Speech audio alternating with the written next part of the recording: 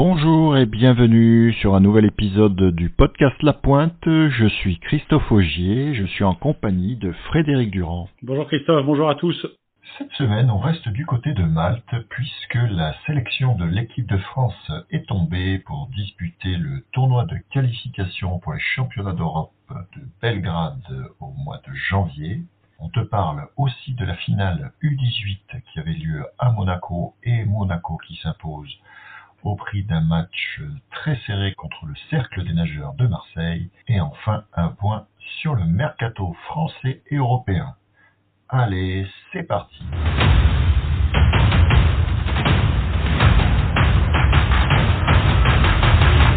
Dans ce nouvel épisode, nous allons vous parler de l'équipe de France suite au stage qui a eu lieu pendant que Marseille était au Final Four à Malte et la sélection qui en a découlé pour disputer les qualifications du championnat d'Europe qui aura lieu à Belgrade au mois de janvier. Et nous ferons un focus sur les finales U18 garçons et un tour du côté du mercato. Frédéric, je te propose d'attaquer tout de suite donc avec l'équipe de France et notamment dans la liste qui est ressortie à l'issue de ce stage. Ouais, donc comme tu l'as dit, les Marseillais étaient à Malte et le sélectionneur Florian Bronzo avait convié les sélectionnables sur un stage à Vittel. Il en est ressorti une liste de 15 joueurs donc qui va participer à la qualif pour ces championnats d'Europe, donc qualif qui aura lieu à Malte et qui verra les Français être opposés au Portugal, à Malte et à l'Ukraine. Donc même si on respecte tout le monde, on tremble pas trop pour la qualif ni pour la première place. La première place donnera accès au chapeau 3, donc on va dire potentiellement la 9e place dans la hiérarchie, et la deuxième place de qualif donnera accès au chapeau 4. La liste qui nous a été donc communiquée par le sélectionneur Florian Bronzo, donc avec Hugo Crozia, le capitaine de l'équipe, Romain Marion Vernou, Thomas Vernou, Alexandre Bouet, Pierre-Frédéric Van Peperstraat, Arshak Ovanessian, Steven Vitron, Loris Canovas, Mathis Mas, Alexis Drahe, Kylian Bress-Fernandez, Enzo Nardon, Denis Docarmo et Jean-Baptiste Carpentras et Julien Hoffner. Il est à noter que Hugo Fontani a décliné le gardien, donc a décliné la sélection. Et donc voilà les 15 qui iront chercher la qualif à Malte et on verra ensuite si c'est eux qui représenteront la France à Belgrade. Il y aura bien évidemment certainement des nouveaux stages, une nouvelle liste, etc., etc.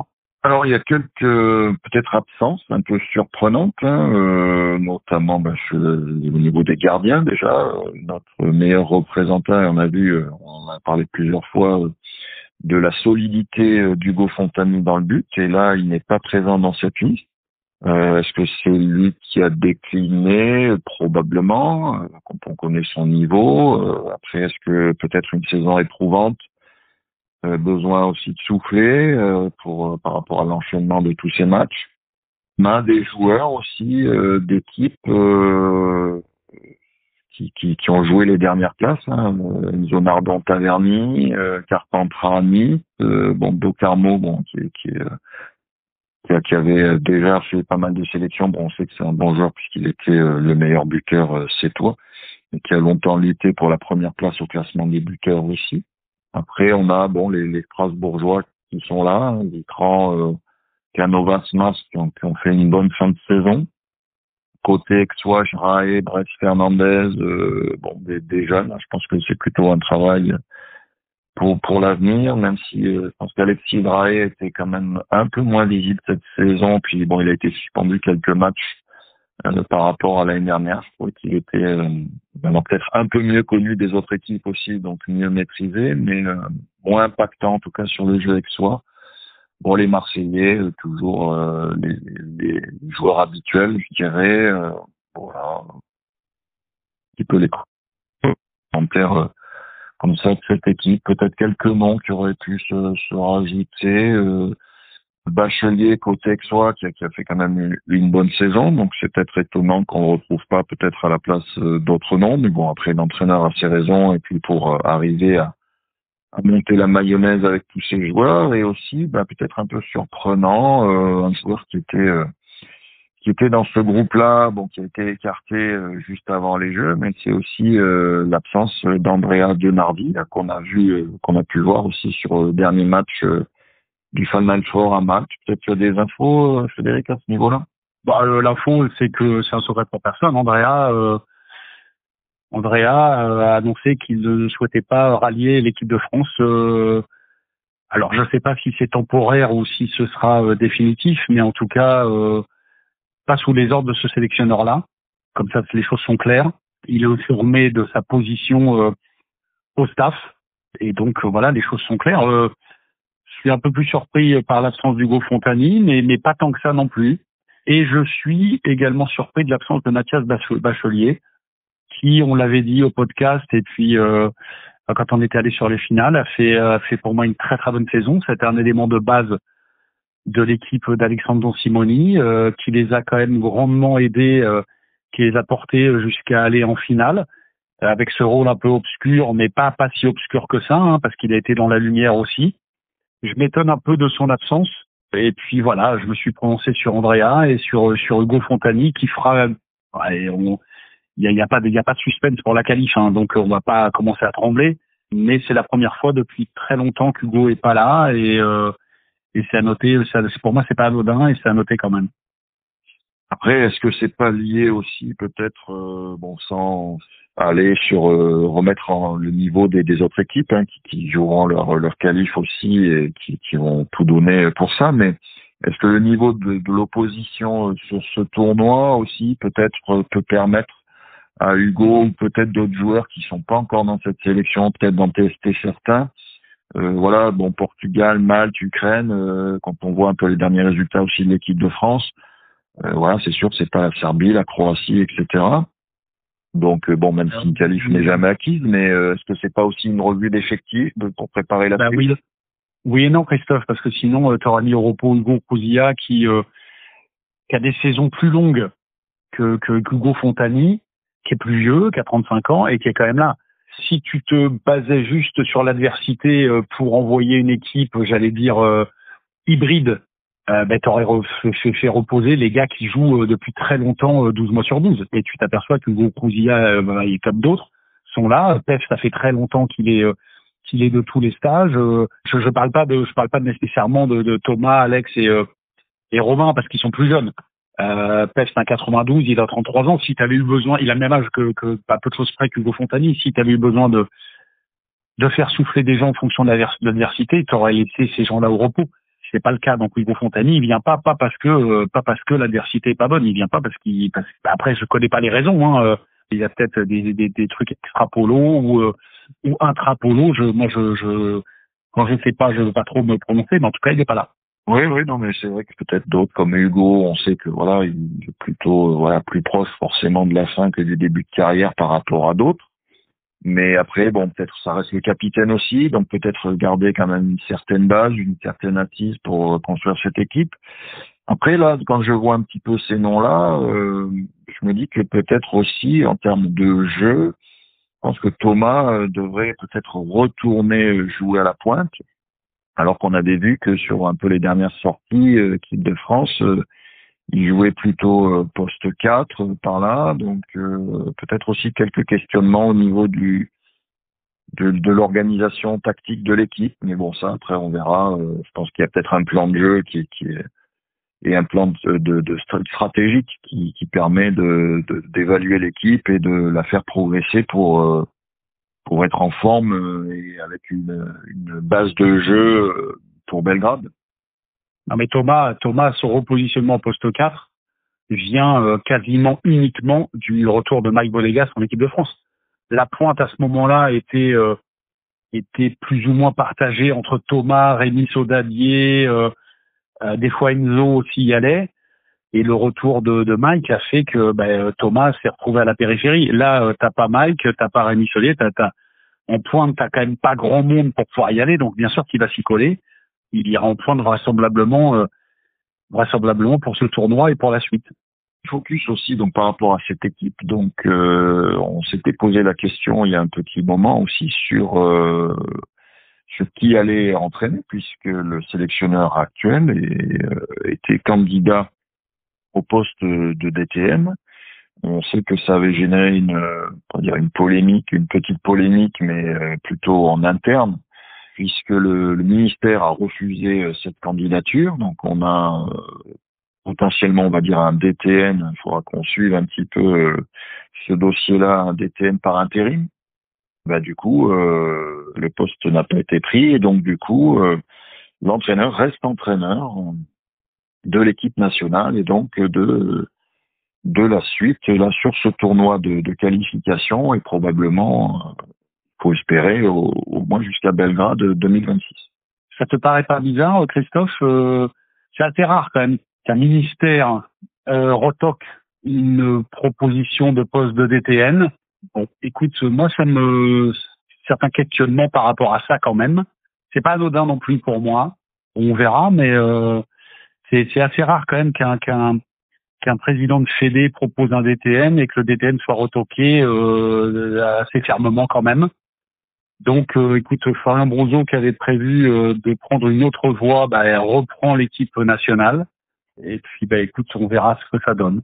Après, est-ce que la volonté du ministère n'est pas de prendre des gens qui ne sont pas des fédérations, puisqu'on voit que dans d'autres fédérations, je pense par exemple à celle du tennis, son DTN est issu du monde du rugby. On a vu que l'ancien DTN de la fédération de natation est parti au kayak. Peut-être qu'il y a un peu des velléités différentes de positionner des personnes qui sont pas issues des fédérations, bon, sachant que normalement le DTN est là aussi pour observer le travail de la fédération et que c'est quelqu'un qui est véritablement effectivement nommé et payé par l'État. Donc, Et si tel était le cas, Christophe, il y a un DTN qui aurait déjà été nommé. On est dans un espèce de flou où il n'y a pas de DTN, le poste est vacant. Gilles Sejonal avait mis en avant la candidature de Florian Brouzot. Il a été retoqué par le ministère. C'est pas anodin, c'est pas une obligation de mettre quelqu'un d'un autre sport sur un autre sport. Les cas du tennis et du canoë restent quand même des exceptions. C'est pas un perchiste qui est au foot, etc., etc. Donc voilà, moi je suis ça d'un peu loin, mais pour moi c'est un peu bizarre quand même. Oui, un peu, ça nous questionne effectivement, et il faudra peut-être qu'on essaye d'avoir soit avec les différents interlocuteurs concernés, soit faire une petite enquête. On prendra une casquette de détective pour essayer de trouver quelques informations là-dessus. C'est top. Les interlocuteurs concernés te diront ce qu'ils veulent te dire.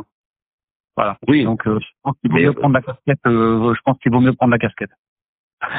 Oui. Ça, on verra. Mais bon, c'est bien aussi d'avoir leur position et savoir un peu à leur niveau comment le dossier s'est passé. Mais ça, on pourra pas pour nous dire ce qu'ils veulent. Ça, bien évidemment. En tout cas, une année 2025 un peu, j'allais dire, nue par rapport à tout ce qu'on a vécu avant, puisqu'on avait l'habitude, la France ayant grandement performé les années précédentes, on était toujours habitué à avoir un été occupé avec des fois trop occupé à mon goût parce qu'il y avait une multiplication des compétitions. Mais en tout cas, c'est la première fois que la France va pas au monde depuis un moment. Donc ça sera une année 2025 avec juste la Coupe du Monde en début d'année avec des résultats quand même assez faméliques. Mais bon, il y avait un renouvellement post-olympique. Et puis là, une qualif à zéro suspense. Donc l'année 2025 sera une année un peu pauvre en événements internationaux. Alors il y a des championnats du monde à Singapour cet été, mais la France n'y est pas conviée dû à son résultat donc à la Coupe du Monde en Roumanie. Et puis écoute, la prochaine échéance ce sera Belgrade, le championnat d'Europe où il faudra se battre pour rentrer dans le top 8, pour essayer de performer. Et puis écoute, on suivra ça avec intérêt bien évidemment. Oui, un championnat, tu le disais, qui aura lieu au mois de janvier, donc en pleine saison. Souvent les championnats d'Europe. Comme toutes les éditions précédentes, hein. Ça fait un petit moment que le championnat d'Europe a lieu l'hiver maintenant. 2016, c'était déjà à Belgrade. Avant les Olympiques de Trieste, c'était déjà au mois de janvier-février. Et puis, ça a suivi un petit peu comme ça. Les Europes l'année dernière, en 2024, c'était déjà cette période des années. Donc il semblerait qu'on ait maintenant des choses comme les championnats du monde sont passés de 4 ans à 2 ans et que tu peux pas faire un championnat d'Europe au mois de juillet et un monde au mois d'août, donc on fait des championnats d'Europe en début d'année et les championnats du monde l'été. C'est comme ça que ça se passe maintenant. Ouais, mais bon, ça reste quand même assez surprenant, je trouve, en termes de calendrier. Mais bon, maintenant, on a bien une Coupe du Monde du foot aussi. C'était dans un pays chaud, mais voilà. Mais avant, c'était très simple. Tu avais une alternance tous les 4 ans des championnats du monde et des Jeux Olympiques, les années paires, et les années impaires. Au milieu de tout ça, tu avais un championnat d'Europe. Donc voilà, 93, 95, 97, etc. Et puis, entre tout ça, maintenant, vu qu'ils ont mis les championnats du monde tous les 2 ans et que les championnats d'Europe sont à nouveau revenus des années paires, les mêmes années, tu as un championnat d'Europe et un championnat du monde. Donc tu peux pas les organiser les deux à la même période. Et donc tu es obligé de décaler, de faire ça l'hiver et pour laisser la place au monde l'été. Voilà. Oui, mais bon, ça fait partie, moi je trouve, un peu des tâtonnements et un peu des tentatives régulières de changer les règles, de changer tout ça. Et puis on voit que ça ne marche pas forcément mieux, sachant qu'effectivement les nouvelles règles aussi seront appliquées, qui ont un peu varié entre les moments où on en parlait au tout début et celles qui seront finalement appliquées. On verra ce que ça donnera. Et puis d'ailleurs peut-être le championnat de France aussi qui sera probablement impacté par ces nouvelles règles à partir de la rentrée prochaine. Alors là, on change un peu puisqu'en 2025 c'est une année impaire et il y a les mondes. J'espère qu'on va proposer cette alternance. Voilà, il y a la World League en plus. Enfin bref, donc en tout cas les bleus devront aller chercher leur qualif à Malte. Voilà, on ne sait pas trop de soucis pour eux.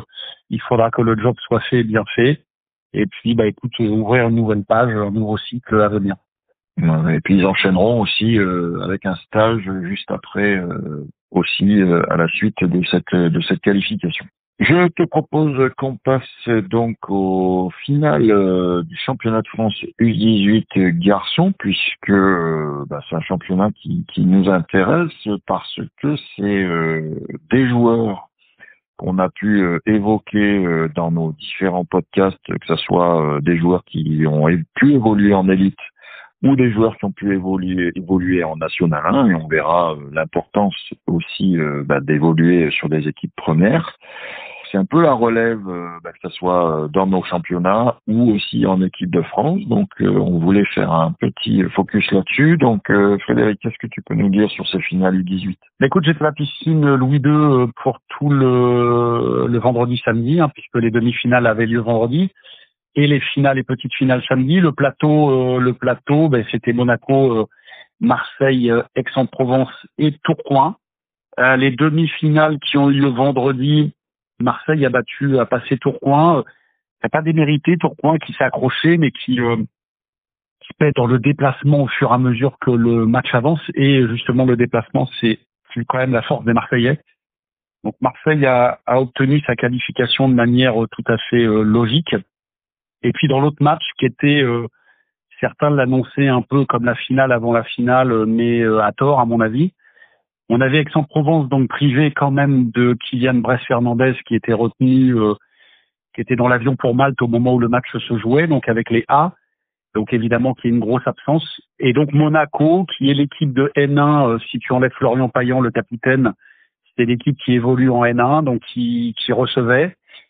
Ça a été un match. Alors moi j'aime bien voir ces matchs de jeunes, les fins d'année de juniors comme ça, parce que c'est l'antichambre. Il y a encore des fautes de juniors qui se passent et tout ça, mais c'est toujours intéressant de voir ces matchs-là.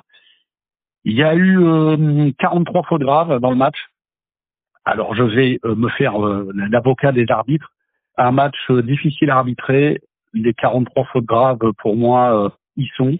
Les arbitres ont, comme ils ont pu, tenu le match, mais comme je dis, c'était un match pas facile. Il y a rien à dire en tout cas au niveau d'arbitrage sur ce match-là. Alors je vais souvent, tu dis j'aime pas. Je vais quand même pousser un petit coup de gueule contre l'entraîneur d'Aix, Alexandre Collin, qui on l'a vu, va maintenant prendre des fonctions supérieures en succédant à Alexandre Simoni. C'est pas la première fois que je le dis, c'est surtout pas la première fois que je le vois. Comportement honteux, j'ai trouvé ça honteux et scandaleux. Quand tu reviens du Final Four, la compétition suprême avec donc toutes les frustrations qu'il peut y avoir et tu vois que les mecs sur le bord ça bouge pas, ça râle un peu, mais ça va pas au-delà d'une certaine limite. Bah là, écoute, j'ai trouvé ça scandaleux avec en plus un comportement qui transpire sur les joueurs, parce que quand tu vois quelqu'un qui conteste chaque décision d'arbitrage, au bout d'un moment, quand tu as 17-18 ans, tu as l'impression que l'adulte qui est censé te donner l'exemple, il a raison et que toi, tu te mets aussi à contester. Ce qui fait que tu râles sur toutes les décisions, ce qui fait que quand l'arbitre te demande de récupérer la balle pour expliquer une décision, tu lui donnes pas la balle, tu lui shootes dessus. Donc il y a eu un carton rouge qui a été donné et il aurait dû y avoir un deuxième carton rouge où des joueurs shootent dans l'arbitre au lieu de lui donner le ballon.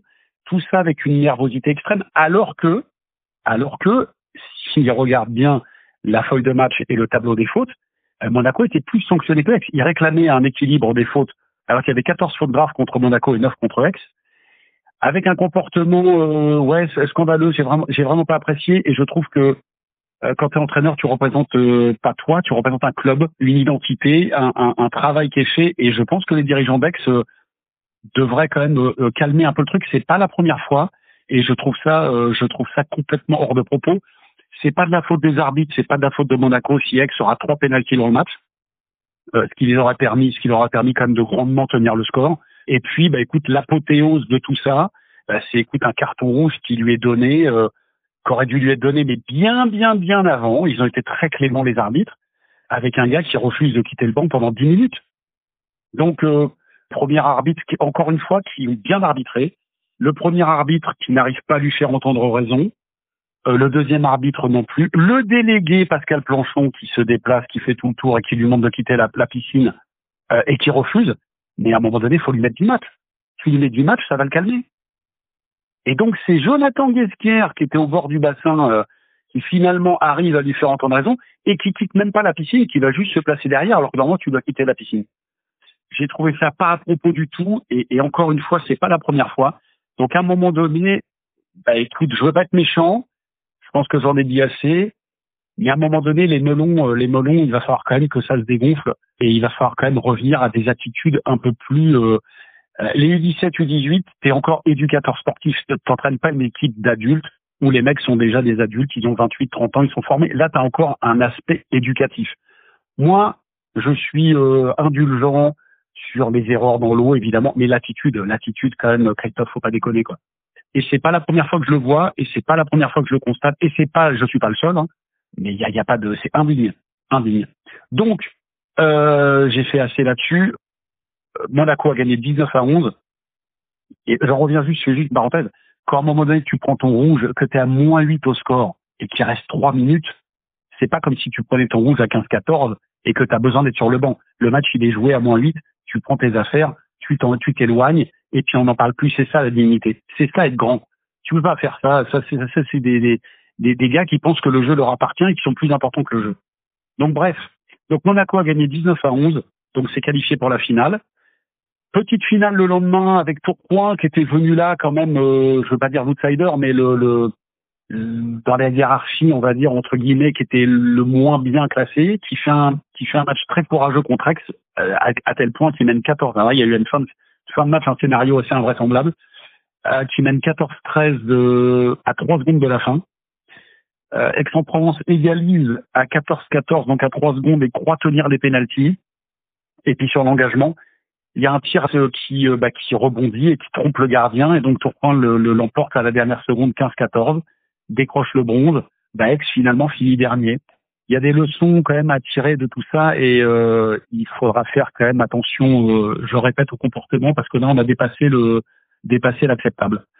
Ensuite on est passé sur la finale. Tu vois, j'ai vu les Marseillais perdre à Monaco il y a 4 ou 5 mois, et là je veux tirer un coup de chapeau à Yann Vernon, où tu vois justement la patte de l'entraîneur qui les a fait grandement progresser. Et Monaco était favori, mais Marseille a fait un match héroïque et un super match, où on a très longtemps pensé que Monaco allait finir par s'incliner, parce que, écoute, ils étaient à -2 vers la fin du match, ils n'avaient pas de solution, ils rataient, ils n'étaient pas forcément positionnés de manière optimum en attaque, ils butaient. Marseille a raté 3 fois le +3. ce qui a maintenu Monaco en vie et ce qui a fini par les condamner d'ailleurs, les Marseillais.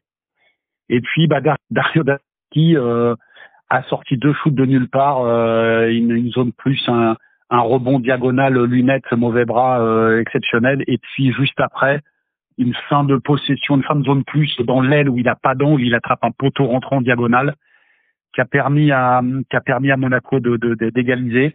Marseille s'est à nouveau cassé les dents et puis sur la dernière possession monégasque, Louis Lanteriminé, qui est le capitaine et le shooter un peu préférentiel de cette équipe, un des shooters préférentiels, a bataillé pour obtenir son coup franc, puis il envoie un teston magnifique, plein de puissance et d'à-propos, qui crucifie le gardien marseillais.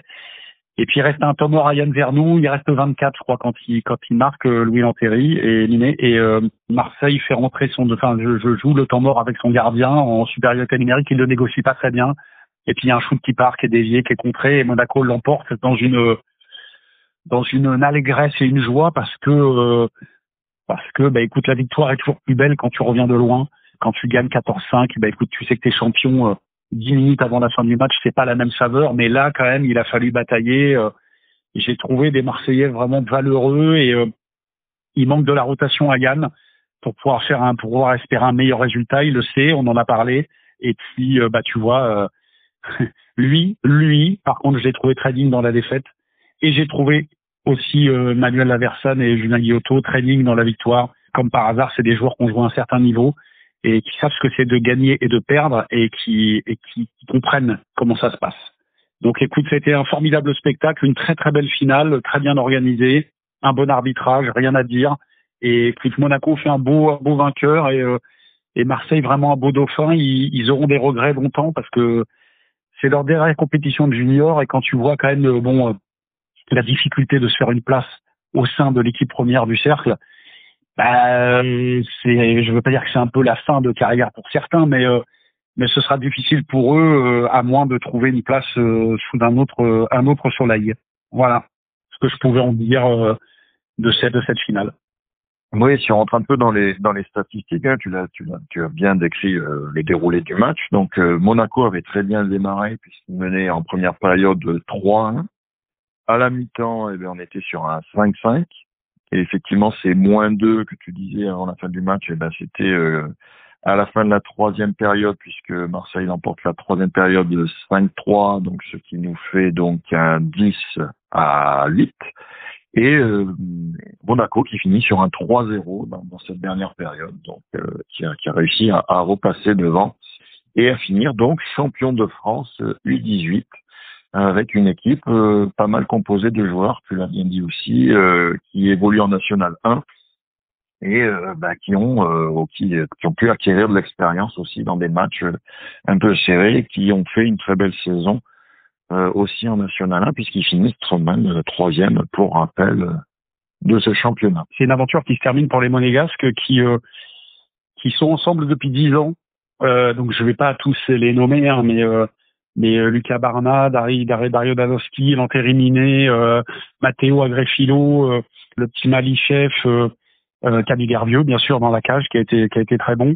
Tous les joueurs qui sont là, donc ont commencé, quand Monaco a initié quand même ce mouvement poloistique il y a une dizaine d'années, hein, puisqu'on parle des 2007. Donc Manu Laversane, quand il est parti de Nice, a insufflé ce truc-là en prenant une génération de rien, enfin de zéro, des jeunes, qui est des U9, U10, et puis qui prenait des tôles au début, hein, week-end après week-end, qui s'est pas découragé, qui a formé. C'est pour ça que je mets toujours l'accent, il faut être patient dans le sport, surtout dans le polo. Il n'y a pas de miracle dans le polo, il faut du temps. Donc et puis sous la houlette aussi de Sébastien Dervieux qui a mis en place il n'y a pas que les U18 qui performent à Monaco et donc qui a mis en place ce système-là et puis ça fait 10 ans que ces gars-là jouent ensemble. C'était leur dernière vraisemblablement compète de junior. Ils ont été champions l'année dernière mais un peu plus facilement et cette année ils s'imposent au forceps contre Marseille. C'était un bon moment à vivre et il faut saluer quand même le travail qui est fait à Monaco depuis 10 ans. Ils avaient déjà performé en U16, hein, je crois aussi l'année dernière. Là, en U18, en National 1, on l'a dit. Potentiellement, c'est les favoris de la National 1 pour l'année prochaine. Est-ce qu'ils joueront après la montée, est-ce qu'ils voudront aller en élite si jamais ils finissaient premier? Ça sera à suivre sur la saison prochaine. Après, tu vas rentrer dans des problématiques, par contre, qu'ils n'ont pas connues jusque-là. Donc, la fin du parcours junior et le début du parcours senior, c'est les problématiques d'école. Donc, les gars ont leur bac, ils font une fac, ils vont ailleurs. Il n'y a pas de fac à Monaco. Tu vas commencer à avoir des joueurs qui vont être démarchés par d'autres clubs, ce qui est normal. Donc, tu vas rentrer dans une problématique que t'as pas chez les cadets, chez les minimes cadets juniors, t'as pas ça. Donc là, il va falloir, je sais qu'ils s'adapteront, mais ils continueront à former. Les U14 sont en finale à Douai, les U16 sont qualifiés au Final Four à Strasbourg. C'est un petit clin d'œil à ce club, et puis tant mieux pour eux, le travail effectué porte ses fruits. Oui, et puis pour conclure un peu et pour souligner, Monaco, c'est pas une grosse, c'est un petit pays, c'est pas une grosse ville. Il y a des proximités, notamment avec Nice, mais ça joue pas trop. On avait évoqué dans un épisode précédent aussi, il y a un melting pot européen avec c'est très très cosmopolite sur Monaco, donc il va arriver à avoir pas mal de jeunes. Et par rapport à d'autres clubs français qui sont présents quand même depuis longtemps, qu'on a connu à d'autres périodes, sur des équipes en formation, des équipes, je pense par exemple peut-être à Aix-les-Bains, des choses comme ça aussi. Et là, Monaco, qui depuis, tu l'as bien dit, 10 ans, s'est attelé à la formation, et le résultat paye, puisqu'ils ont plusieurs types de champions de France en jeunes, là en U18. Et c'est vrai que c'est quelque chose que tu as bien dit aussi. C'est vrai que les problèmes qu'ils vont rencontrer maintenant, c'est différent. Mais bon, ils ont quand même des jeunes qui sont là, hein. Ils sont présents en U16, ils sont présents en U14. Donc peut-être que ça va être un futur centre de formation qui alimentera d'autres équipes et qui, par ce travail-là, viendra renforcer les équipes de France potentiellement. Donc, c'est à souligner. On en a déjà évoqué plusieurs fois, le travail de la formation qui est primordial si on veut pérenniser des choses, amener des joueurs au plus haut niveau. Monaco, pour l'instant, l'illustre bien, et peut-être que c'est un modèle qui peut servir à d'autres équipes. On va pas le comparer à Marseille ou Aix-en-Provence, des équipes qui sont bien rodées là-dessus et qui ont investi pendant longtemps sur la formation.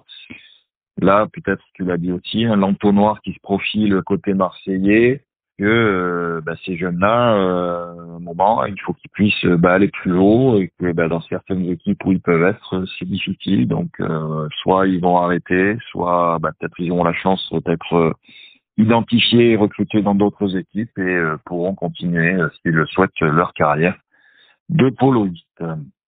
Du coup, je te propose qu'on passe un petit peu côté mercato. Donc, il y a pas mal de noms qui ont circulé ces derniers temps, notamment du côté de Strasbourg, où on a le retour, je vais dire, en France, de Furman et Kujacic, des joueurs. Alors, pour Furman, qui était passé du côté de Sète, et les deux joueurs aussi qui ont fini avant de repartir à l'étranger à Tourcoing.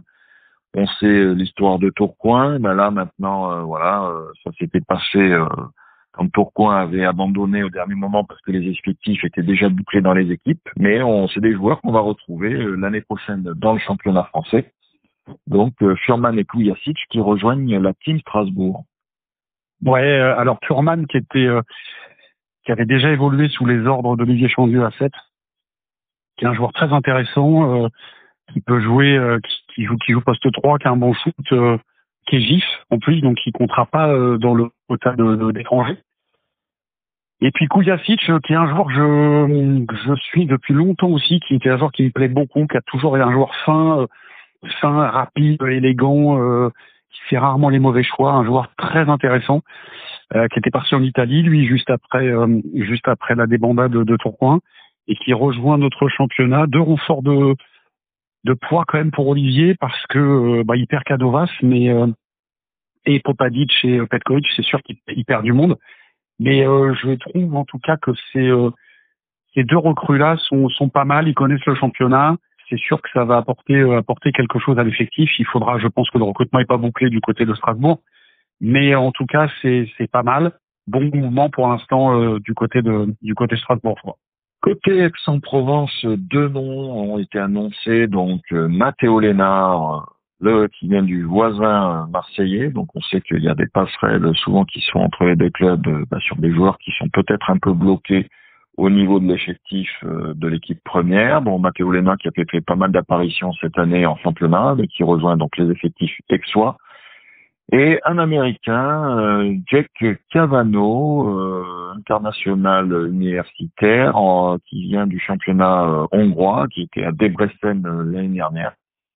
Et voilà, il y a eu quelques Américains ces derniers temps côté aixois. Voilà, peut-être une filière avec des retours d'anciens joueurs qui a permis d'activer cette arrivée. À voir ce que ça donnera. Pour l'instant, c'est un joueur qu'on connaît pas trop. Ouais, Matteo Lénard, lui, je pense que c'est un des premiers à avoir compris que il y a pas d'ouverture, à Marseille. Quand tu vois déjà qu'Andrea Denardi, qui est quand même un autre type de joueur que ces joueurs-là, a des fois du mal à se frayer une place ou avoir un temps de jeu conséquent, les joueurs, ils voient que Canovas arrive, les équipes présentes ne bougeant pas, il y a pas d'arrêt ou il y a pas de départ. Il voit très bien que ça va être très compliqué quand même de se faufiler. Il fait ce que beaucoup de Marseillais ont fait avant, c'est-à-dire quand ils peuvent pas jouer, ils vont à Aix. Ça s'est fait dans les années 90 Denis. Donc Matteo Lénard, et puis c'est un bon petit renfort pour Aix, et puis l'Américain que je ne connais pas du tout, donc je sais pas ce que ça donnera. Je connais Watanabe par contre qui sera dur à remplacer, donc je sais pas si c'est lui qui est censé remplacer le Japonais, mais ça sera compliqué. Écoute, Aix démarre son recrutement en tout cas. Côté Montpellierin, 3 noms ont été annoncés. Donc, arrivée de Krekovic en provenance de Reims, ainsi qu'accompagné par Leovic, qui étaient tous les deux donc rémois, et Stojanovic, un joueur serbe qui pointe et qui vient en provenance d'Espagne, donc il vient renforcer l'effectif de Fabien Vasseur. Ouais, Fabien Vasseur qui perd Vandenbourg, le Hollandais. Ils ont prolongé Pali Hermes, donc a donné satisfaction pour sa première saison. Donc Fabien Vasseur, pas inactif du tout sur le marché des transferts, qui fait un bon coup à mon avis. Krekovic, il a fait une belle saison à Reims. Vix, ça fait partie des rares Français à cibler un petit peu. Et puis donc on sait pas trop ce qui se passe encore à Reims, mais il fallait peut-être aller piocher dans des joueurs rémois. Donc Montpellier qui à mon sens se renforce. On a quelques noms au niveau international. Granados qui part du côté de Reco, donc qui quitte Barceloneta et qui rejoint Reco, sachant que peut-être aussi l'entraîneur Fatovic qui entraînera Olympiakos peut être une des raisons, même s'il avait déjà, je crois, failli rejoindre Reco, mais compte tenu de ce qui s'était passé en début de saison dernière, avait fait le choix de la stabilité. C'est sûr, ça a été confirmé? Des infos que j'ai pu voir, ouais, c'est bien confirmé du côté de Reco. On sait que Reco, champion d'Italie, disputera la Champions League. Donc, il devait rejoindre Reco en provenance de Novi Beograd l'année dernière, en effet. Puis Volpi, il y a eu l'affaire Volpi. Donc, il a joué la sécurité en venant à Barcelona. Bon, finalement, il y va. Dans l'épisode précédent, j'avais parlé des pertes des départs de Reco. J'avais mentionné donc Del Longo, le gardien, et j'avais mentionné Younger. J'avais oublié de mentionner Ben Alok quand même, qui est la pointe, qui a gagné 3 Champions League avec Reco, la pointe américaine. Et puis là, on a appris Echenique aussi, le grand gaucher, grand artisan de la victoire de Reco en finale du championnat, puisqu'il met 4 buts à Brescia sur le match décisif, retourne à Barceloneta. Donc Reco peut pas rester quand même inactif, parce que ça c'est 4 départs, la pointe, le gardien, le gaucher. C'est sans oublier Younger qui est quand même un couteau suisse d'un talent exceptionnel.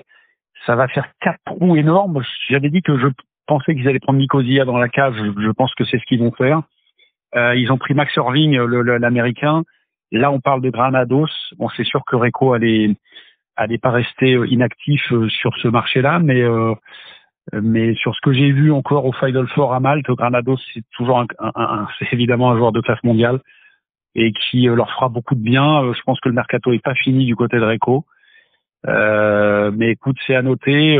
Comme tu l'as dit, Fatovic s'en va. Il sera vraisemblablement remplacé par son adjoint. Je crois que c'est Fernandez le nom.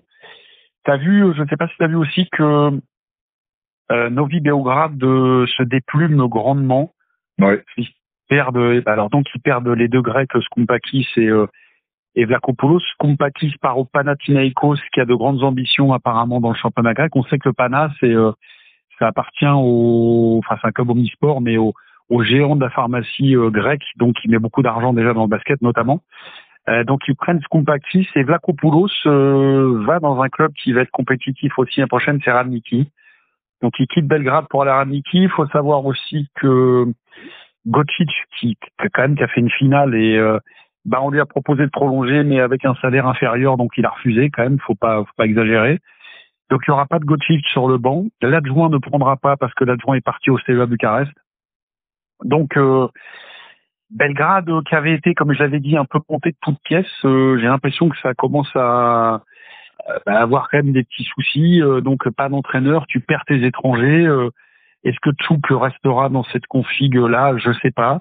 Pas mal de mouvements sur ce marché-là. C'est à peu près ce qu'on a vu. Belgrade, Sarajevo qui a pas l'air de trop bouger, mais bon, pourquoi j'allais dire bougera-t-il? Ils perdent Nagy, peut-être qu'ils prendront un Hongrois pour le remplacer.